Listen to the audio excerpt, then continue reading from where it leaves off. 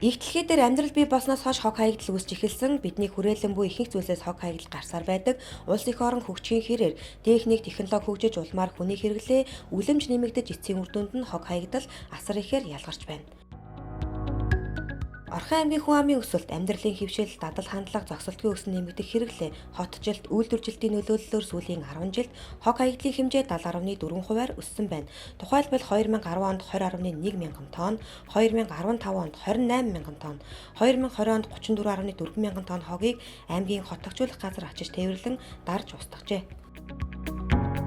Орхон аймаг Эрдэнэт хотын ногоон доктортой хөгжлийн хэтийн зорилт 2025 бодлогын бичиг баримтад хотын тэгш хүртээмжтэй аюулгүй доктортой хөгжлийг дэмжих зорилтын хүрээнд хотын хог хаягдлыг цуглуулах, тээвэрлэх, дахин боловсруулах, устгах үйл ажиллагааны менежментийг сайжруулах зорилт дэвшүүлэн 2025 он гэхэд хог хаягдлын дахин боловсруулалтыг 40%-аар өсгөх, байгальд бол зайлуулах хог хаягдлын хэмжээг 2025 онд 15 мянган тонн болгож бууруулахаар зорьж байна. Дээрх судалгаанаас харахад хог хаягдалтай хариуцлагатай хандах, хариуцлагатай иргэний төлөвшүүлэх, зөв дадлыг хүүхэд бүрт олгох хэрэгцээ нэгэнд бий болсныг илтгэнэ. Амраа гэдэг хүний туснаас нь баггүй юу? Тэгээд хог нь зөндөө байсан. Тэгээд түүхэж орсон чинь нөгөө ах нь буцаад хаяад. Гэхдээ хөгсөн өнөө дандаа өөрөө байга төвтөлдөө өөрөө ингээ хог хайдаг. Ундааны лаас чипсний зарим нөө хог согтуус муухай.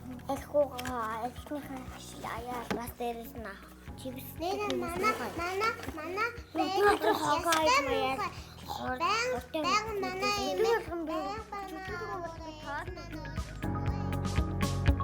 Орхон аймгийн Баяндөр сумын Согоот багт үйл ажиллагаа явуулдаг улсын тэргүүний 4-р цэцэрлэгийн хамт олон 2020-2021 оны сургуулийн өмнөх боловсрол олгох сургалтын хөтөлбөртөө хог хаягдлыг ангилан ялгах зорилт тавин ажиллахын зэрэгцээ доктортой хөгжлийн боловсролыг хүүхэд бүрт олгох төлөвшүүлэхээр зоржээ.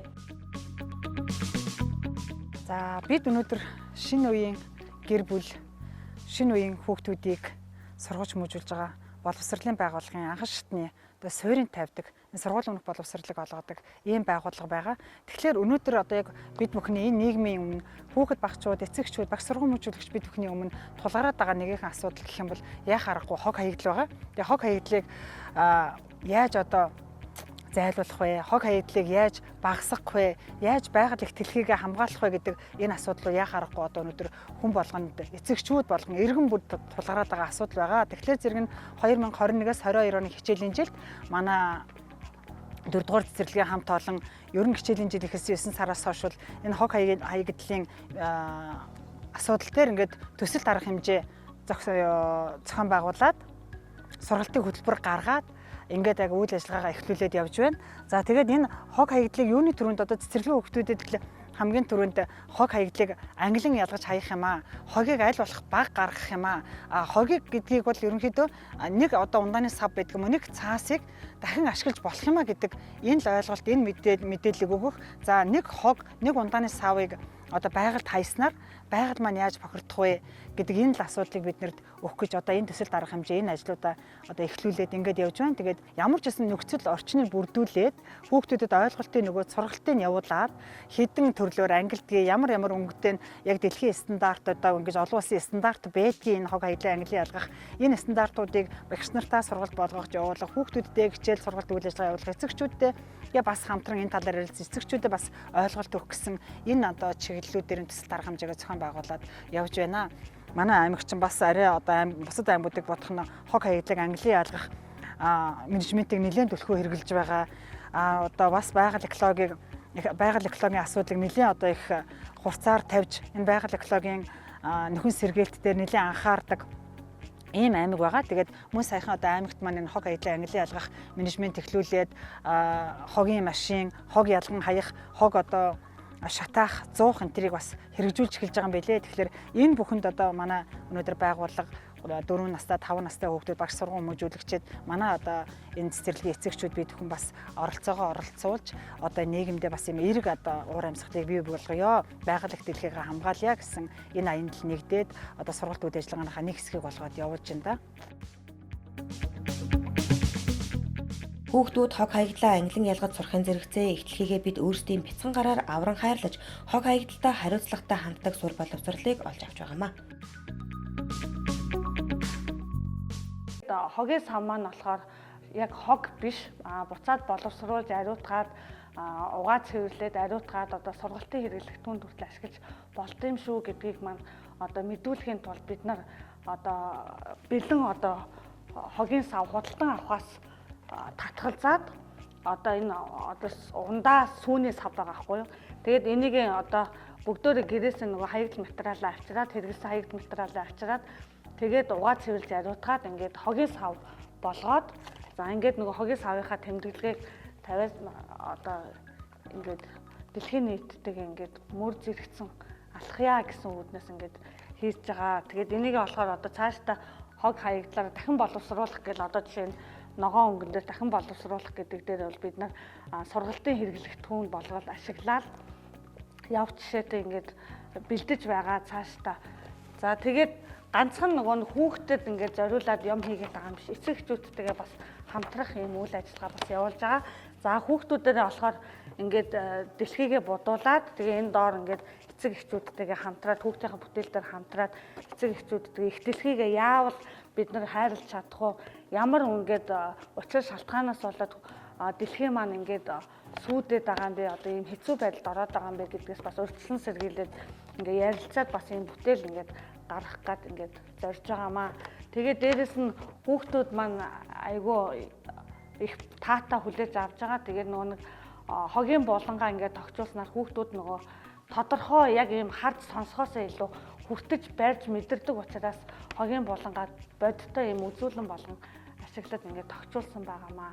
Тэгээд яг энэ одоо хогийг ангилан ялгах тал дээр бол тогтвортой хөгжлийн бодлогоо баримтлаад тэгээд үйл ажиллагаанд ингээд оролцуулаад ингээд явж байгаамаа. Зарим нь шир өөр юу хийж болох вэ? Хаалга бас өөрөө хамдааны сав хайрцаг хийж болно. Тэгээд бас хийж болно. Сав. Ямар Цэнхэр харногоо. Цэнхэр харногоо. Цэнхэр савд нь юу ийдээ? Таас бас онцгой. Онцгой юм байна шүү. Энд юу ч онцгой юм. За. Хар хогийн савд нь юу ийдээ? Хоолны үдэгдэл. Ногоонд нь юу ийдээ? Дахин боловсруулах хог. Дахин боловсруулах гэж аль аль. Энэ одоо Нөхчөн. за. Нэг аяа багцсан юм. Оо за. Яагаад гой тоглоом. Үгүй ингэж чи. Төмснөр чил. Төмснөө ашиг дэвчээ. Энийг болохоор энэ харлуугаа хийх юм уу? Тийм. За. Асгаж болохгүй хаа. Энийг хэн зааж өгсөн? Багш. Багш зааж өгсөн үү? Гэтэ гой гэрэн даалгавраа хийсэн аав ээжтэйгээ нийлээд Би гэрээ татвар хийсэн. за юу хийсэн? Өөрөө хичээлээ хийгээд бас зураг зураад аав ээжтэйгээ хаатай зураг зурсан. Энэ одоо ямар хог вэ? Энийг хаад өнгөрөө хийх үү? Одоо хийдээ. Дахин болсон. Энэ ч одоо цаасан. Энэ юу вэ? Ямар хог вэ? Таас. Цаасан. Энэ хувирах хэрэгтэй. Оо. Исэцсэн. Энийг дахин боловсруулах хэрэг яадын хүүхдүүдээ. Хайрлуулаад өөр хэлбэрт оруулсан. Тэгээд тоглоом болгоно. Энийг хайрлуулж байгаад гой энэ тоглоомуудыг хийж олно. Аа, гэнэ тэ хайлаа. Цаасаар юу хийх юм? Цаасаар нүн онгоц хийж олно. Онгоцоо завны малгай хийж олно. Тэгэхээр онгоцны хогийн сав. Энэ хогийн сав. Тэр миний байна. Энэ хогийн сав гэхгүй. За, на урд нь тэмдэг байна энэ юу юм бэ? Аль энэ? Цаасаас Энэ хогийн сав гэсэн утгатай. Нөгөө хогийн саваа тэмдэг хогийн сав ингээд хаяах гэдэг зурагтай. Энийг хогийн сав биш гэж амтраа хайцдаг. Тэрийг таниулахад ингэжтэй. Тэгээд өмнөхөр нэг хогийн савын юм хийгээд байвал. Тогоо англи хаяа дахин болвол яах вэ хүүхдүүд? Өмнөхөргүй. Тэгээд дахиад ашиглаж байна. Тогоо ингээ ангидаа хаясан болвол дэлхий дээр хаяа хог багасх уу? Багсан. Би танах нэмэр оруулж байгаа. Ста мөн хүүхдүүд биш. Хогийн сав амраан гэдэг хүний туснаас нь баггүй юу? За. Тэгээд хогийн зөндөөс тэгээд түүх гэж орсон чи нөгөө ах нь буцаад хаяад. Гэхдээ хөгсөн өнөө дандаа өөрөө байгаль тэгтэлтэй өөрөө ингээ хог хайдаг. Ундааны лаас чипсний зарим нөө хог согтун хүмүүс муухай. Эхгүйгаа эхнийхэн яа бас дээрээс нь чипснээр манай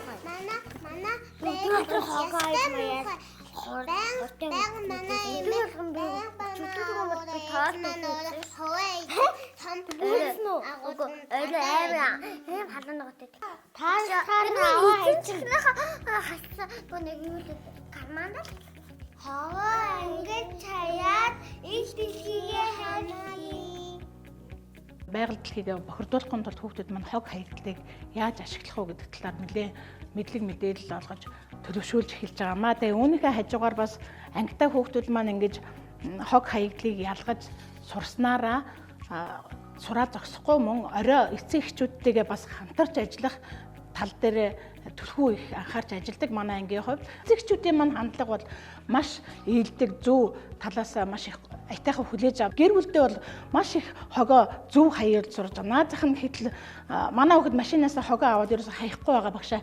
Одоо би хаашаа хийх үү гэд ингээд ангилан ялгах сав байна уу гэд ингээд ярьж байгаа гэж байгаа байхгүй. Тэгэхэд эцэг эхчүүд маань ерөөсөө гэртээ ч гэсэн хэрэгжүүлдэг. Орчондоо ээж хогоо битээ хаяараа. Орчонд хог хайж болохгүй юм байлээ шүү гэх жишээ нь ингээд хүүхдүүд өөрсдөө хүүхдөөсөө мэдээлэл аваад эцэгчүүд маань ч гэсэндээ урайлаад бас өөрсдөө бас үйл ажиллагаанд хэрэгжүүлээд энэ бол ерөөсөө айгүй үр дүнтэй явагдаж байгаа гэж бидний хувьд үзэж байгаа.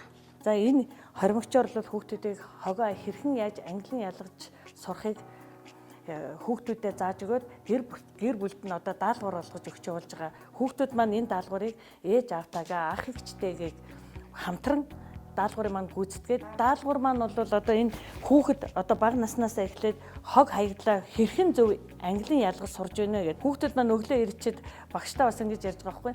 Багшаа би гудамжинд бөглөө байхаар нь ногоон хогийн сав руу авчи хийцэн штэ гэж байгаа. Энд чинь ингээд багасаа олгосон дадал хөвсөл бол насан туршдаа одоо хүүхдэд хадгалж үлдэх юмаа гэдэг нь бол цэцэрлэгийн наснаас ингэж олгож байгаа бол их чухал юм. Яагаад заавал хоримогчин дээр энэ гурван одоо ангилан ялгалтаа байршуулсан даа. Яагаад гэвэл энэ хүүхдүүд бас хоримогч зүүх аягүй сонирхолтой. Жижүүр хийх болохоор аягүй би хий багшаа би хийгээд ингээд жижүүр хийх өдрөө бол аягүй хөсөн хүлээдэг. Тийм учраас энэ хоримогчийг нь ашиглацсан. Тэгээ яг хуу энэ дээр бол нэмээд ингээд баяжуулаад хүүхдүүд энийг авч явах бол аягүй сонирхолтой байсан учраас хүүхдүүдийнхээ бас хүүхдийн сонирхлыг татгуу зам дээр нь төсөглөе гэж бодсон юм аа. Наа чи юу вэ? Алим. За, алимыг ямар өнгөтэй хогийн чавнд хийдгүүл юм бэ? Хаал.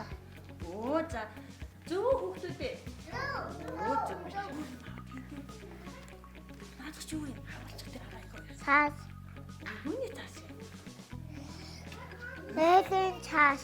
Оо наадах ямар өнгөтэй хогийн чавнд хийдгүүлээ? Цэнхэр. Оо цэнхэр өнгөтэй. Стаа сайн байна. Оо тэгвэл эдлэг чаана. Ямар өнгөтэй хийх юм? Харин наач ямар өнгөлээ? Ногоон. Оо тэгвэл ногоон тийм юм шүү дээ. За дахиад хийгээрэй. Найзууд нь сонсороо. Оюун бат зүг ярьж юм уу сонсъё. Наадах чи юу вэ? Яш. Оо яс хаана авах юм бол? Хар өнгөд. Оо хаар өнгө. За хийчих. За сайн байна. Стос.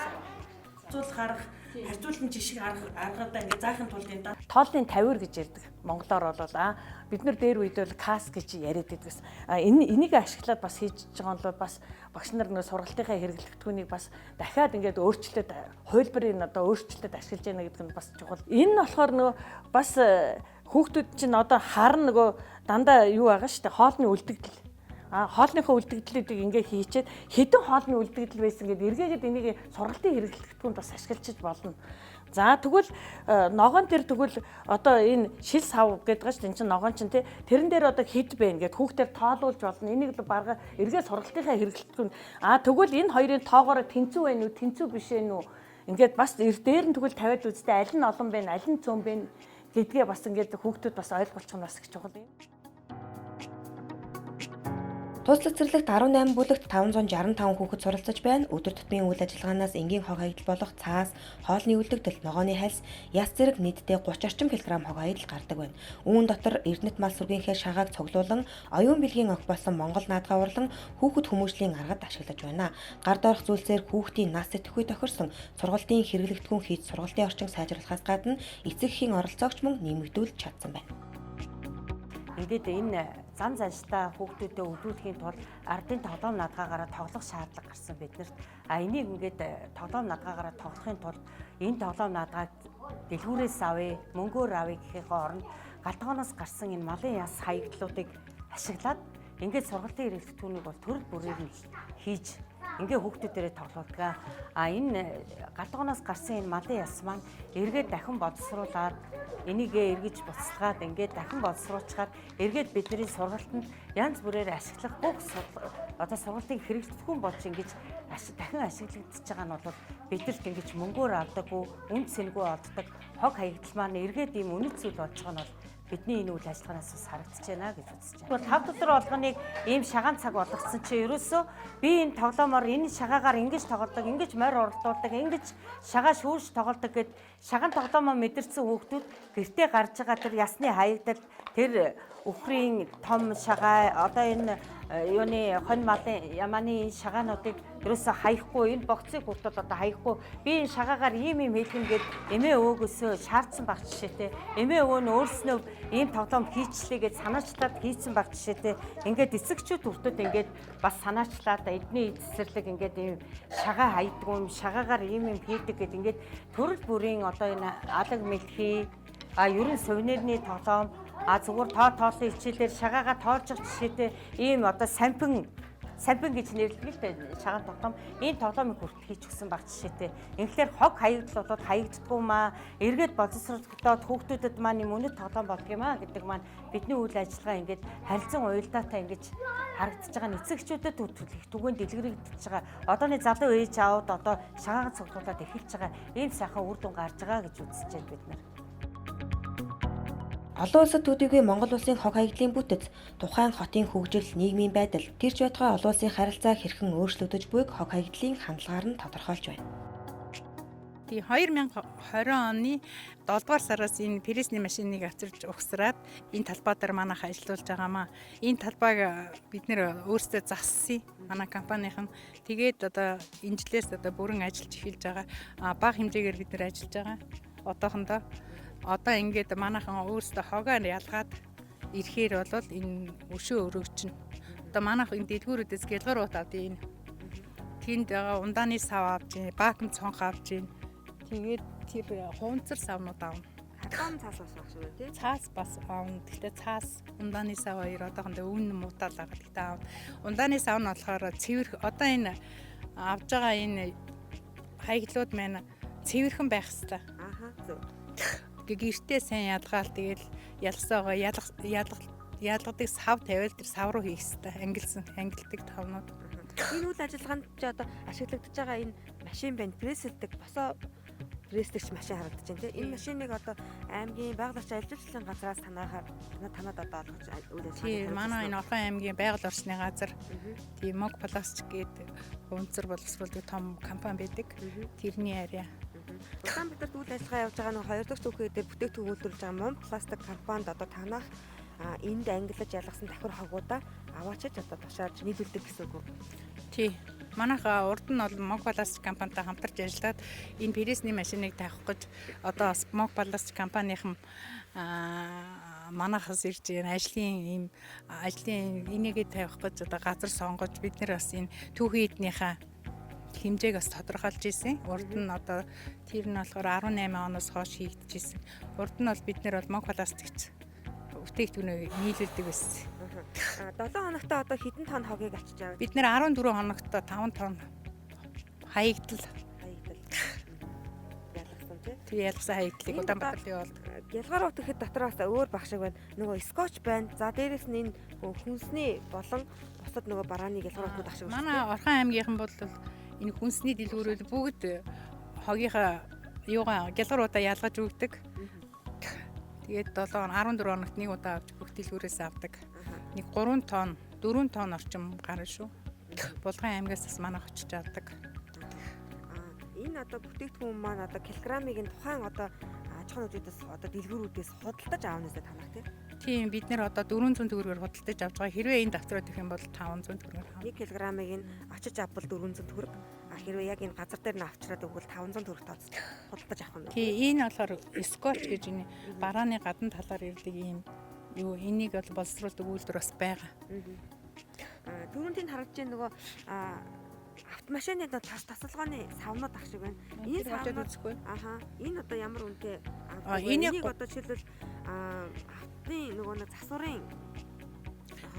засварын төвийнхэн бол нийлүүлэх үү, очиж авах уу, эсвэл одоо хаягдлаа цуглуулад ялгаад сурж ялгцсан байдаг. Бид нар өөрсдөө очиж худалдаж авдаг.